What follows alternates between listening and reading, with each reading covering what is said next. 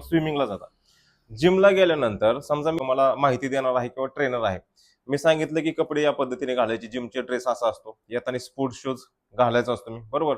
या पद्धतीचा diet follow करायचा. त्यानंतर मी तुम्हाला शेक पण दिले पिण्यासाठी की ह्याने मसल मास वाढेल वगैरे वगैरे सगळ्या गोष्टी दिल्या.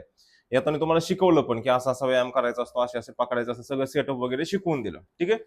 पण तुम्ही ज्या वेळेस करायला सुरुवात केली, तुम्ही आता आठवड्यातून 2 दिवस कन्सेप्ट समजून घ्या. आठवड्यातून 2 दिवस येत आहे, जसा वेळ मिळेल तसा येत आहे, 15 दिवसाला येत आहे, महिन्याला येत आहे, आणि वर्षभर सांगताय की माझी जिम मी कंटिन्यू वर्षभर केलेली. फीज भरताय, डझंट मॅटर, फीज कुणीही भरू शकतं, समजते मी काय. फीज भरताय पण जिमला 15 दिवसातून आठवड्यातून एकदा येत आहे, तब्येत बनेल का?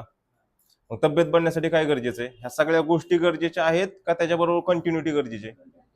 बरोबर, कंटिन्युटी गरजेची, आणि कंटिन्युटी केल्यानंतरच ह्या सगळ्या गोष्टी ऍप्लिकेबल राहतात. कन्सेप्ट समजते मी काय म्हणतोय. सेम डिजिटल मार्केटिंग जर तुम्ही शिकत असाल आणि तुम्हाला वाटत असेल माझं युट्यूब ग्रो व्हायचंय, माझं इंस्टाग्राम ग्रो झालं पाहिजे, गुगलवरती मी दिसलो पाहिजे, युट्यूबचं अर्निंग मला स्टार्ट झालं पाहिजे, मी जेवढ्या काय गोष्टी सांगतोय, जेवढ्या काय टेक्निक सांगतोय, जेवढे काय अल्गोरिदम सांगतोय, जेवढ्या काय नोट्स देतोय, त्याच वेळेस ऍप्लिकेबल होतील ज्यावेळेस तुम्ही कंटिन्युटी ठेवणार आहे. अनदर जिमचं एक्झाम्पल मी तुम्हाला सांगितलेले, तब्येत बनणार नाही, ग्रोथ होणार नाही.